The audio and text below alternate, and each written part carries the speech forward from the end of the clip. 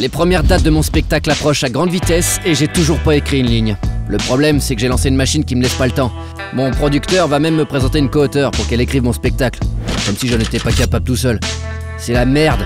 Moi, la première fois que j'ai touché un sexe de ma vie, à part le mien ou celui de mon chien... L'idée, c'est que Blanche te donne un coup de main. Non mais s'il veut pas, on va pas le forcer, hein. Non, mais attends, t'es gentil, c'est pas toi qui as vendu le spectacle qui est pas encore écrit, hein. Et en plus, je suis cocasse. Je te choisis une humoriste qui s'appelle Blanche pour écrire un spectacle d'humour noir. Ah, excellent, ouais. Ah, tu sais que c'est une vedette, hein. Tout le monde la connaît. C'est une immense star. Tu cartonnes pas à New York. T'as joué à New York. Ouais. Elle est pas si connue que ça. Tu tapes Blanche Gardin nue dans Google, y a rien. Si tu tapes Blanche nue, tout seul, tu tombes sur des pornos néo-nazis. C'est Et au Havre, t'as cartonné au Havre quand je suis venu te voir. Ouais, je cartonne bien au Havre. Et puis ils sont pas réputés pour être facile au Havre. Non mais j'ai réussi à me constituer une bonne fanbase au Havre. Enfin, disons que j'arrive à baiser des fans quand je suis au Havre, quoi. Tiens, Blanche. Bon, pas trop, hein. Ouais, tu dis ça, hein, comme d'habitude. Tu sais que j'ai failli arrêter de boire, moi. Hein. Ah bon? Ça sert à rien d'essayer de noyer la tristesse, parce que ça flotte. De toute façon, on n'est pas obligé d'être bourré pour écrire des trucs drôles. Non, puis on n'est pas obligé d'être drôle pour écrire des trucs bourrés. J'hésitais à commander un Perrier Rondelle, mais j'ai peur que la bouteille casse à l'intérieur. Tu rigoles pas à tes vannes sur scène, toi? Qui fait ça aujourd'hui, c'est super ringard. Tous ceux qui cartonnent font ça, et rient tous à leurs blagues. Ouais. Tous, ils font tous ça.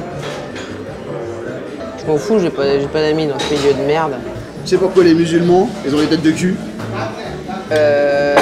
Non, mais tu vas me le dire? Ah bah oui, je vais te le dire. Parce qu'ils ont des minarets.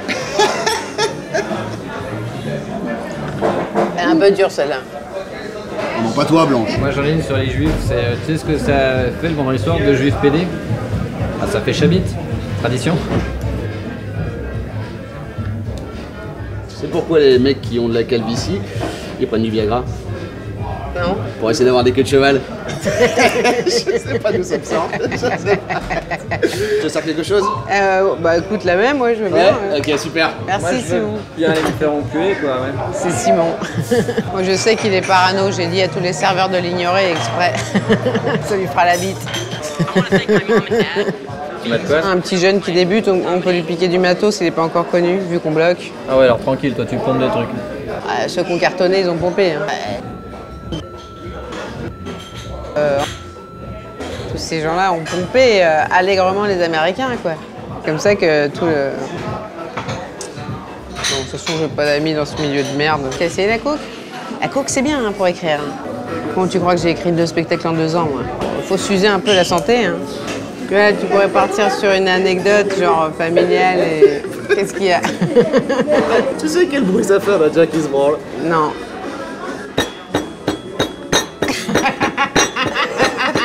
Tu la prends pas, celle-là, je la garde pour le spectacle.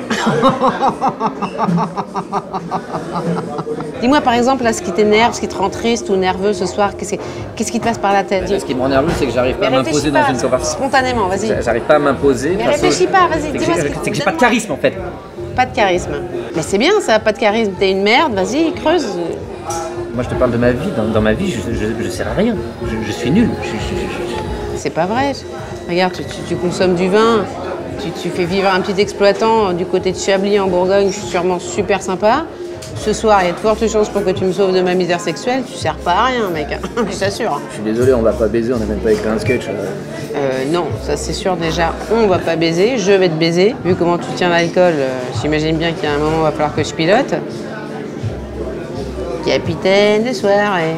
Tout ce qu'on fait, tout ce travail est totalement inutile en fait. On ne sert à rien. Je veux dire, on ne sauve pas des enfants. On ne sauve pas des enfants. Je crois qu'on est un peu les philosophes des temps modernes. En fait, nous, les humoristes. C'est vrai que j'ai tendance à me considérer comme une sorte de Simone de Beauvoir 2.0, quoi. Simone 2.0. Il faut tirer les gens vers le haut. Je suis transparent. Prends le bâton, là, fous-lui dans le cul, ça fera un tabouret. Tu vois, dans la vie, il faut savoir se tracer une ligne.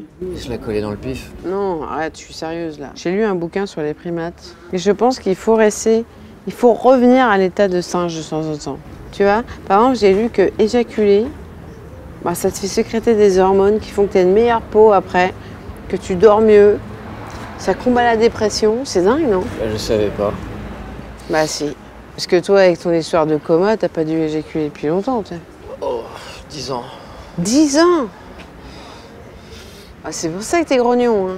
Je cherche pas... 10 ans! Allez, nous, tu seras gentil de te branler avant, j'ai pas l'intention de finir avec de la béchamel dans l'œsophage, moi. Tu vois, Antoine, je pensais pas que notre petite histoire, ça se terminerait en soirée romantique, tu vois.